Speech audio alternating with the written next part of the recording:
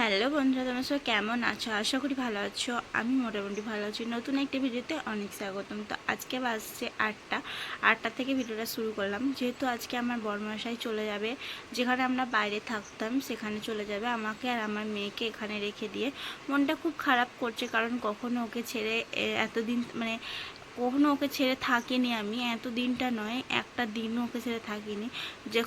যেখানে গেছি ওর সঙ্গে গেছি, সুখ দুঃখে একসঙ্গে ছিলাম। কিন্তু কি আর করব, আমাকে মেয়েকে মানুষ করতে গেলে আমাকে তো এখানে থাকতেই হবে। তো চলো ভিডিওটা দেখতে থাকো, কী কী রান্না করি। মনটা প্রচণ্ডই খারাপ করছে যত সময় আসছে, কিন্তু কিছু করার নেই, যেহেতু কাজ ওখানে আর এখানে থাকলেও হবে না, তাই না?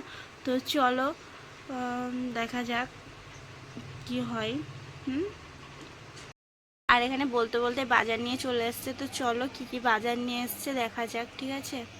তো তারপরে এখানে তোমার দাদাভাই বাজার নিয়ে চলে এসেছিলো। তো চলো কি কি বাজার নিয়ে এসছে তোমাদের সঙ্গে দেখায়। আর এদিকে আমার মনটাও খুব খারাপ করছিলো, তো কিছু করার নেই, যখন চলে যাবে তো যেতে তো হবেই, তাই। আর এখানটা নিয়ে এসছে ইলিশ মাছ, আর এখানে কিছুটা ভোলা মাছ, আর এখানে কিছুটা সবজি। তো চলো রান্না করে তোমাদের সঙ্গে শেয়ার করছি।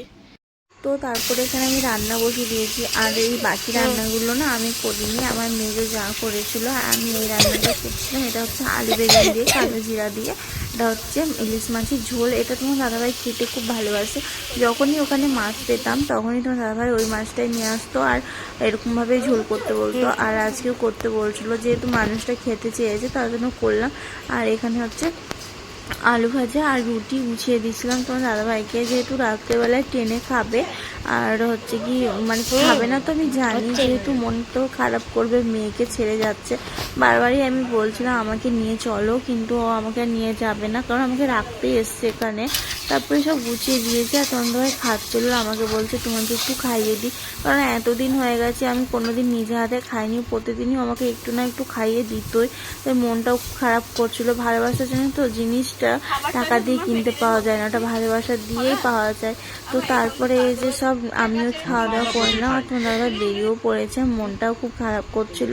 তারপরে চলে গেছে, আর আমার মা আগাতে গেছিলো, আর আমি আমার মেয়েকে নিয়ে এখানে বসেছিলাম। আর ওকে বারবার বলছিলাম যে তোমার পাপা তোমাকে ছেড়ে দিয়ে চলে গেছে। আর ও খুব মিস করছিল পাপাকে, যেহেতু ও সবসময় পাপার কাছে থাকতো। তো চলো